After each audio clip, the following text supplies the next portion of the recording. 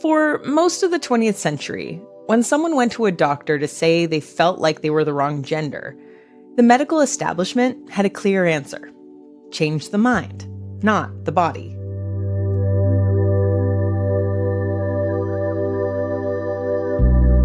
Psychiatrists would try psychoanalysis, convinced that gender dysphoria was a mental illness that could be talked away. They tried behavioral modification, reward systems, electroshock therapy. The logic seemed sound.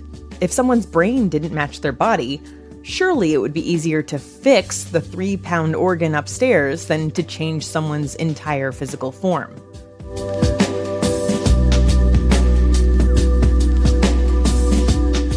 But over decades of failed attempts, it became clear. You can't therapy someone out of being transgender. You can't cure gender dysphoria with antidepressants. You can't shock someone into a different identity. What finally worked was the opposite approach, helping the body match the brain. In 1966, endocrinologist Harry Benjamin published The Transsexual Phenomenon, where he argued that since there was no cure for transsexualism, the word they used at the time, it was in the best interests of transsexuals and society to aid in sex reassignment. That same year, the first gender clinic opened in the US. The medical paradigm had officially shifted from trying to cure transgender people to helping them transition.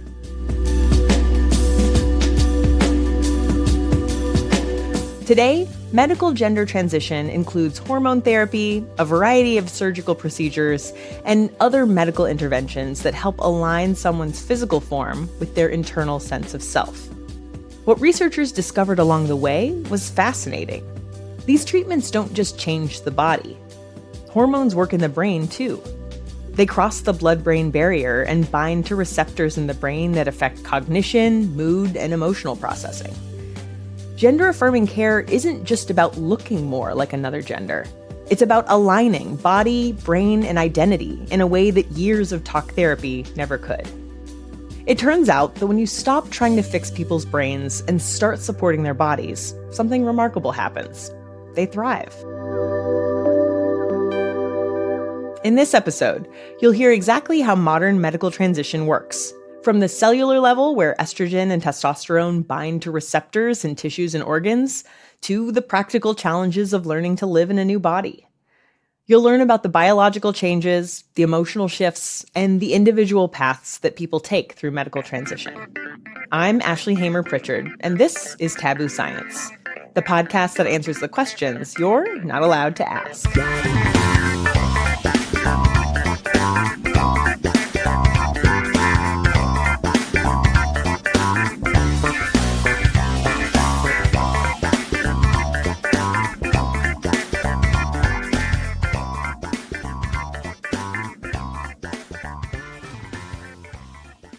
When you've never felt gender dysphoria, it can be easy to think that therapy is the cure.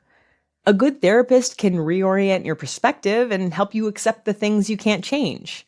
But gender identity isn't like your fear of blood or your relationship with your dad. It's deeper than that. You're not just saying brain, be male. You're talking about cognition. You're talking about emotion. And you're talking about someone's spiritual life force. Do you think it's easy to change people's spiritual life force? I think it's really easy to change hair growth. That's Michelle Forcier. I am a physician, a pediatrician who's been doing gender, sex, and reproductive justice work for about 25 years. And I have the best patients in the world, and I have the best job in the world. So it doesn't get any better than that. And she knows what's possible and what isn't. As a physician, I know that I can help someone with hair growth, but I don't have that power to say, you will now be comfortable in your assigned gender. Go forth. Like, that's a bold, big statement to say medicine and science and other people should have to change your brain. Don't you get to pick?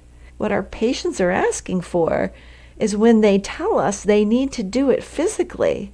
And again, don't forget, the hormones are in the brain. So they are changing the brain, too. But they're asking us for that opportunity to change the parts that they believe need to be adjusted so that they are living with brain and body and heart and soul congruent. Who am I to say no? And why would I? So the standard practice is to start hormones, also known as HRT, or hormone replacement therapy. Hibby Thack is a third-year PhD student at the University of Michigan's School of Information, who you heard in the last episode. She's got a hazy recollection of when she started on estrogen. I think the exact date's like July 8th, 2022 or something like that. Hey, the day you start becoming who you are is an important one to celebrate. How easy it is to access hormones depends on a lot of things. Where you live, who your doctor is, the political climate. But Hibby used something I didn't realize existed, a telehealth app for gender-affirming care. I'm really glad we have telehealth services like Plume and whatnot. Folks Health is another one, which I mentioned because Michelle Forcier, who you just heard, is a clinician there. Because sometimes there are people in states where you can't get access to like meds easily as a trans person. So it's really nice to be able to have those telehealth services to just meet providers anywhere and talk about hormones and transition and stuff like that. So I did that for a couple of years, and we were just like adjusting my hormone level, like my hormone dosages, what hormones I was taking. And it was a learning curve. Riley Black, the author and paleontologist you heard from last episode, had a more involved process. For HRT, I did do an intake interview, and that was one of the most terrifying things because I felt like I'm being assessed whether what I feel is real or not. And if this comes back in the negative, I don't really know what I'm going to do with that. This kind of feels like the one last shot that I have to work myself out. So even though I understand its purpose, it's also incredibly scary to feel like, okay, this feels right that I need to try this, but I don't know if they're going to let me. And thankfully, I got the approval a little while later, but still it took at least 2 months to even get that initial intake and then get the approval. And you have to go in multiple times for blood testing and make sure that your body's reacting well, or that at least it's not doing anything harmful. The hormone prescribed to trans feminine or trans femme people, that is, people who started out with the physical characteristics of a man and are transitioning to a more feminine gender presentation, is most often 17-beta-estradiol, or just estradiol for short. But that's not its only name. As a viral footnote from a law journal puts it, hormone replacement therapy has many nicknames among trans feminine people, including titty pills, titty skittles, smart titties, chiclets, antihistamines, mammary mints, lifesavers, tit tacs, breast mints, feminems, antibiotics, transmission fluid, and the notorious HRT. As you might guess from those names, it's often delivered in the form of a pill, but you can also get it via a transdermal patch or by injection, and less often by a gel or spray that you put on your skin. This estrogen is bioidentical to the stuff that comes from human ovaries. And it's also the exact same thing cis women take to reduce the symptoms of menopause. And just as in menopausal cis women, the dose a trans femme person takes is completely individual. There can be a lot of trial and error involved in finding a dose that's high enough to create the changes they want, but low enough to not cause side effects. Some also take progesterone, another hormone they've got in common with menopausal cis women. This can tend to help with breast development and may reduce some of the less desirable side effects of estrogen. What about transmasculine people? What if you want to change your feminine characteristics into more masculine ones? When comedian Charlie James started hormones, he was lucky enough to live in a city with resources. When I first started testosterone, I was living in Chicago, and they have a great LGBT center, Howard Brown. And they do a lot of medical care, like hormones. I don't think they do surgery, but they do lots of like referrals and tons of trans care there. So I first went there, and it was relatively easy to start. However, not everyone has that experience, especially if they transitioned decades ago. If you're a regular listener, you might remember Benny from last season. He's a transmasculine non-binary person who started on testosterone in the 90s, and he went through a much lengthier process. So I needed to be in therapy for 6 months. And then you'd get a letter from that psychologist to take to a doctor who would then evaluate whether or not they think that you're ready for testosterone, etc. The expectations with the therapists who were doing that kind of work at the time was that you couldn't have any other mental health conditions. So I had to lie a lot about my, for example, history in the troubled teen industry and diagnoses of depression and anxiety as a teenager. And there were a lot of other expectations, like that you had no history of sexual assault. So I had to lie about that part of my adolescence. And there was, and I think still is today, an expectation that really powerful dysphoria is an essential part of being trans. And dysphoria wasn't so much my experience. It was more an experience of gender euphoria. It wasn't so much I hate my body, but every time I move in this direction, I'm happier, healthier, more comfortable.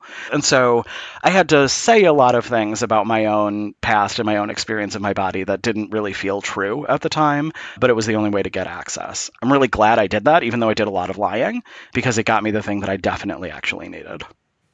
Yeah, and the thing that probably fixes a bunch of the things that you had to lie about anyway. Yes, yeah, oh, for sure, yeah. Testosterone therapy, also known as T, gender fluid, probiotics, boy goo, man-daids, man juice or dude juice, dick sauce, and hand manitizer. These are just the ones I found on Reddit. Get at me, trans men. It's usually delivered via injection or gel. Unlike estrogen, testosterone is classified as a controlled substance in the US, mostly because of its history of abuse by athletes. They're literally steroids, the stuff some bodybuilders use and abuse to get swole. The jocks ruined it for everybody. That means it's a little harder to get testosterone than estrogen. Even telehealth clinics can't administer it to everyone in some states. But once a trans person gets hormones, what exactly do they do in the body? What do they do for you and me? And what do they do for cisgender folks out in the world? That's Michelle Forcier again. How hormones work are when people go through puberty, their sort of ovaries and testes wake up and they start secreting higher levels of either estrogen for ovaries and testosterone for testes. And what these hormones do is they go into the bloodstream from the endocrine organ, the ovaries or the testes, and they find all the different cells in the body that have a receptor for them. Okay? So you've got, like, say, skin cell or breast tissue cell with an estrogen receptor. The estrogen molecule sees in the bloodstream that cell with that receptor, and it sort of latches on. And when it latches on to that receptor, it starts cell membrane communication changes, it starts cytoplasm function changes, and it starts nuclear production changes that are consistent with estrogen effects or feminization. That was a lot of big words, but suffice it to say, estrogen finds every cell in the body with an estrogen receptor, which includes reproductive organs and breast tissue, but also the bones, brain, liver, colon, skin, and even salivary glands, whether you were assigned male or female at birth. Once it's there, estrogen basically changes the way those cells do their jobs. Now, it's the same thing for testosterone. That is, we all have testosterone receptors all over our bodies, and testosterone triggers its characteristic biological effects in those cells. It doesn't matter what sex you were assigned at birth. The hormones act the same way whether they're made in-house or store-bought. The difference is, though, that trans people are also producing the opposite hormone in their own bodies. Doesn't that get in the way? We use a high enough gender hormone level to fool those glands in the brain, the hypothalamic pituitary glands, to say, oh my gosh, like we're reading that there's lots of hormones. It's called a negative feedback loop. And they get this negative feedback loop that there's a lot of gender hormone and they just don't need to send that luteinizing hormone message to the testes or to the ovaries to make more gender hormone. They're reading the environment as lots of gender hormone. Testes and ovaries can sort of secrete less, take a break. So, taking one little hormone does two major things. It tells the brain, you're good, we got plenty of sex hormones floating around, no need to make more. And it does all of its characteristic things to the cells all over your body. Still, many trans feminine people also take a testosterone blocker to help that process along. That's because testosterone naturally opposes estrogen's effects, so the hormones their bodies make in-house can block the hormones they're taking. Estrogen doesn't do the same thing to testosterone, so trans men can take T without needing anything else. Yep, men even talk over women at the cellular level.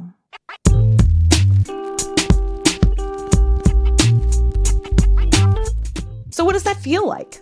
For many of the trans people I talked to, the first change they felt was psychological. Here's Riley.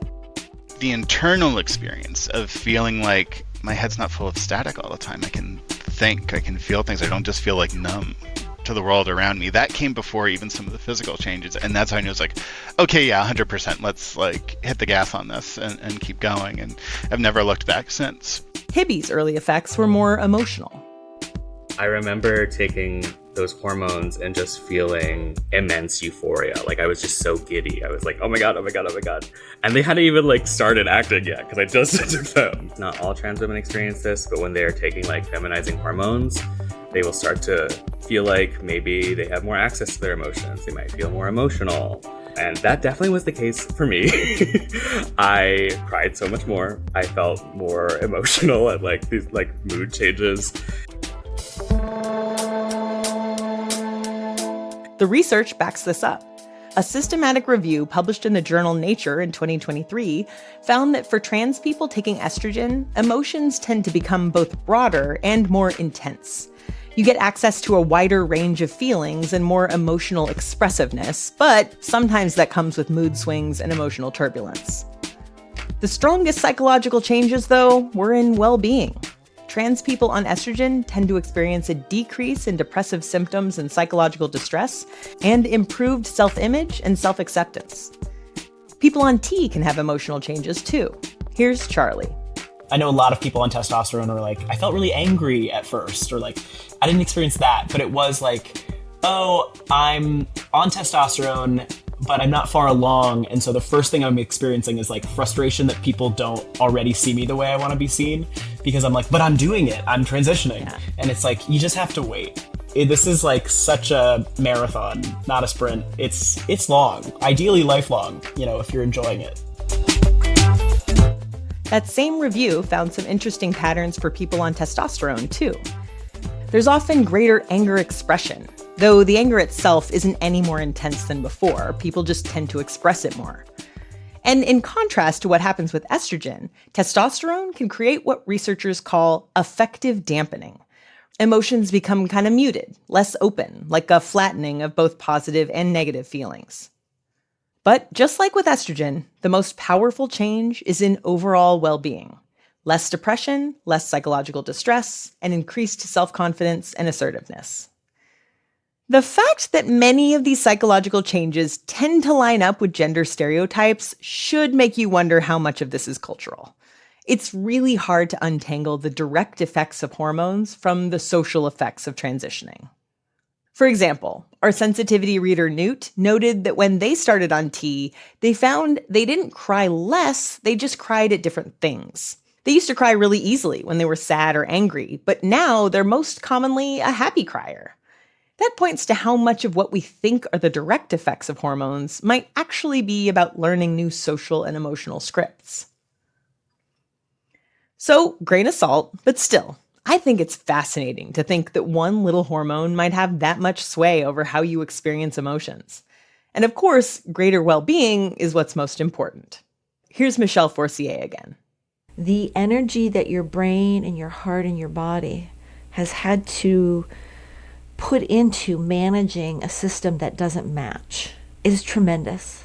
So when the brain and body are more on the same page of, okay, this is where I'm supposed to be, then a lot of times that is relief because, again, you're in the right hormone.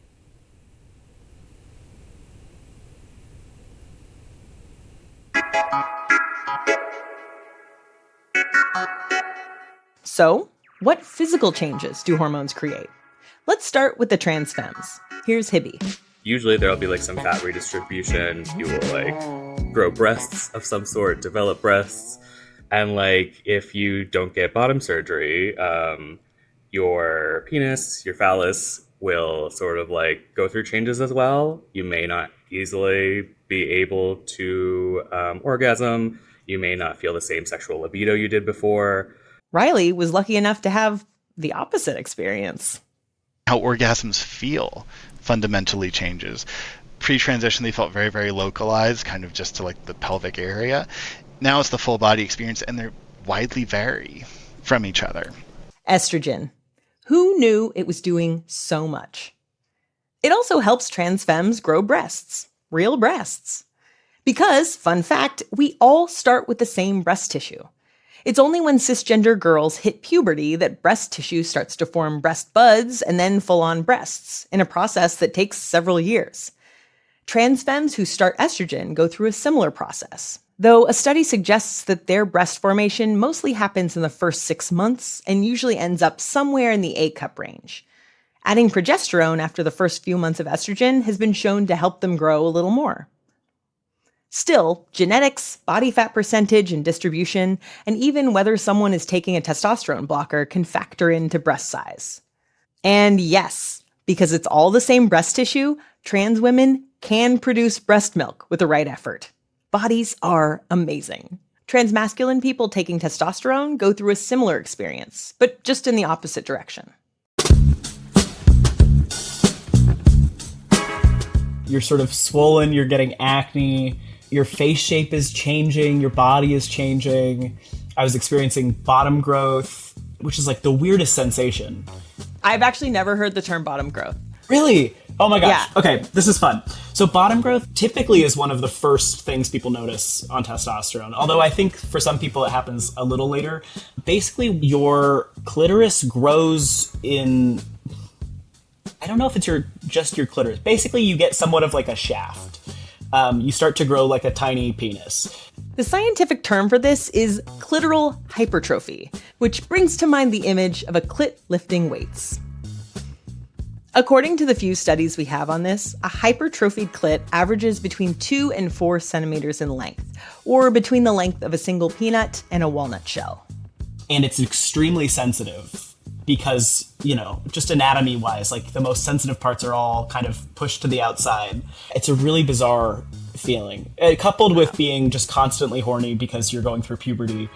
And I mean, you really, for the first year, I think you feel like a teenage boy. Like it's a wild experience to have as an adult.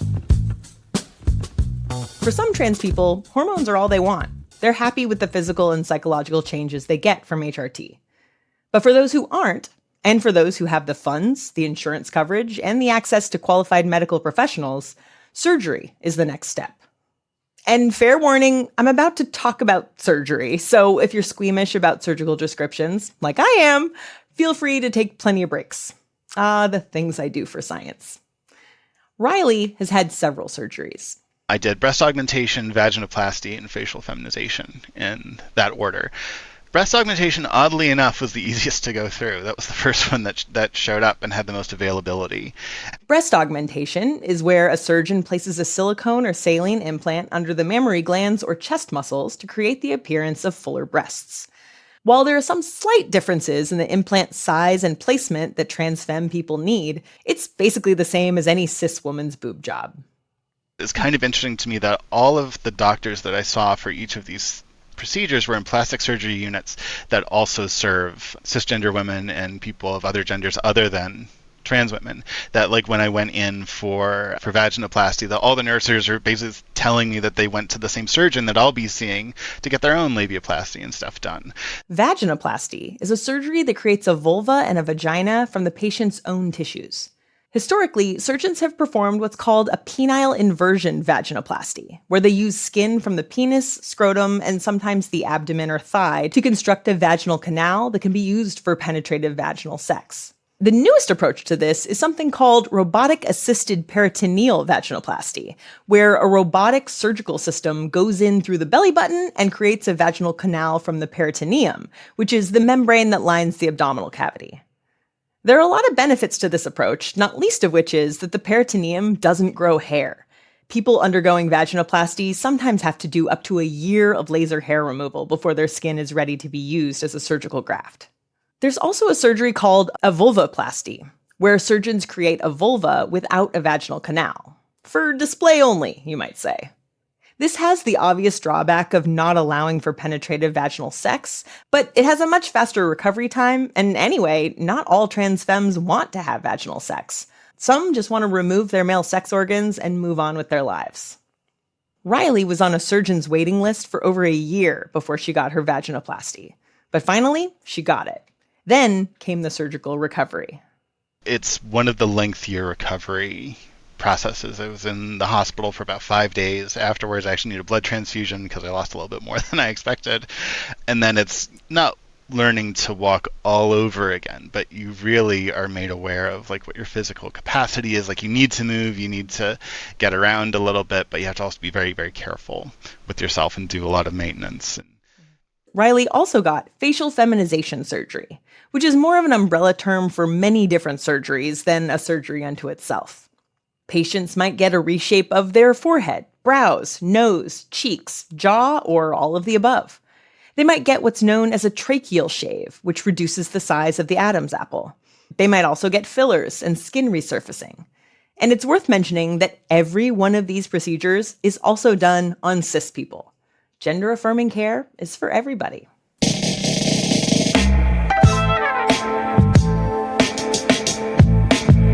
Including, of course, transmasculine people. The most common masculinization surgery is known as top surgery, where the breast tissue is removed to form a more masculine-looking chest. As I mentioned in the last episode, the US Trans Survey found that 20% of transmasculine people had that surgery, with many more who want it. Benny told me about his experience with it back in the aughts. I had very large breasts. They were a barrier to my being interpreted as a man. And I was binding for a lot of years. Binding is the process of flattening your chest to make it more male-presenting, which you do by wearing a binder. Binders come in a bunch of styles and compression levels. There are models for everyday use, working out, and even swimming. Some people prefer taping, which involves using skin-friendly tape to move and secure the breast tissue into a flatter shape that looks more like a pectoral muscle. They might use KT tape, which is the stuff athletes use for physical therapy, or a purpose-made product like trans tape. These tapes tend to be waterproof and sweatproof, and don't compress the entire chest like a binder does, which some people find more comfortable. That's modern-day binding.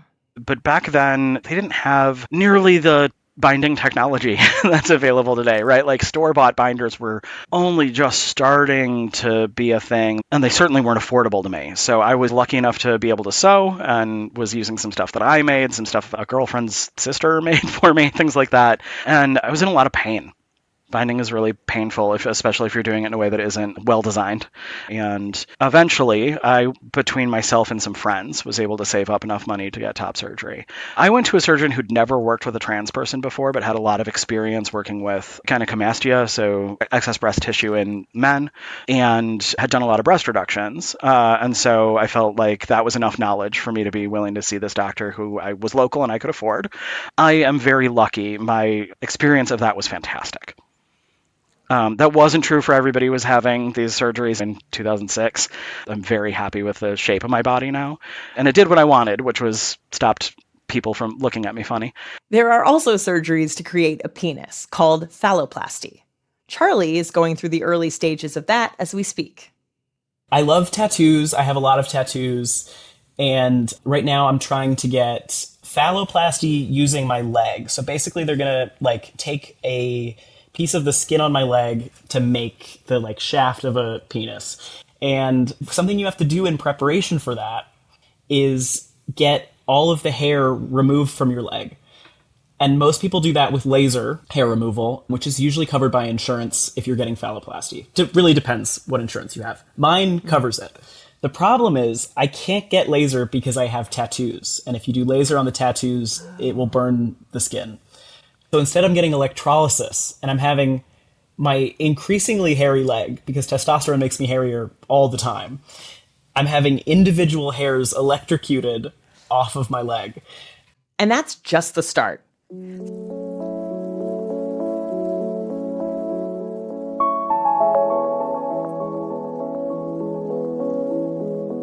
Phalloplasty is a series of 3 or more surgeries to create a penis and scrotum, lengthen the urethra, place erectile and scrotal implants, and remove the vagina, uterus, and ovaries. Each surgery is generally scheduled 3 to 6 months apart, so the whole process takes a year at the very lowest end and 3 or more years at the high end. First, surgeons take not just skin, but also fat, nerves, arteries, and veins from either the forearm, thigh, or side. They shape that whole thing into a penis and then attach it to the groin, with the patient's clitoris at the base to still allow for sexual stimulation. In that or subsequent surgeries, they might lengthen the patient's urethra so they can use the penis to pee, along with creating the scrotum from the skin of the labia majora and closing up the vagina. In the final surgery, the patient gets implants, silicone orbs to stand in for testicles, and one of several kinds of penile implants. The simplest kind is a bendable cylinder you can bend up for an erection and bend down when you're done. But there are inflatable implants too, where the patient squeezes a pump buried in the scrotum to fill the implant with saline. To end the erection, they either press a release valve if they have one, or bend the penis down for a few seconds to drain the saline. I don't know about you, but to me, this sounds like absolute science fiction. It's amazing what's possible with modern surgery. So imagine my shock to discover that the first phalloplasty was actually performed in 1936. They used rib cartilage as the implant. That was on a cis man, but the first gender-affirming phalloplasty for a trans man was performed just 8 years later. Patreon members will hear all about that in the bonus content at the end. Medical science is incredible. For decades, the medical establishment insisted that if your brain didn't match your body, the brain must be wrong. But trans people kept saying, this isn't a problem with my mind. This is a mismatch that medicine can actually fix.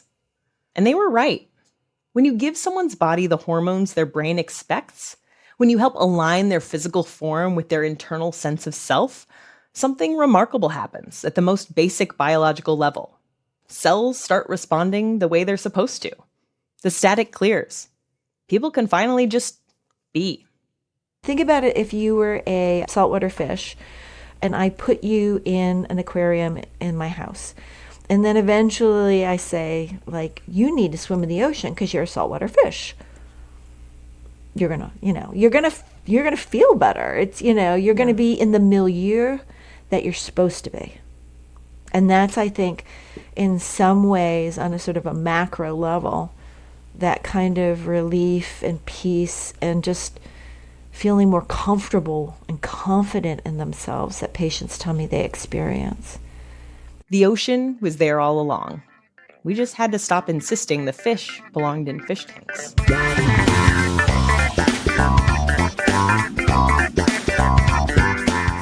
Thanks for listening. If you're a paid Patreon member, stick around until the end of the credits for that bonus content.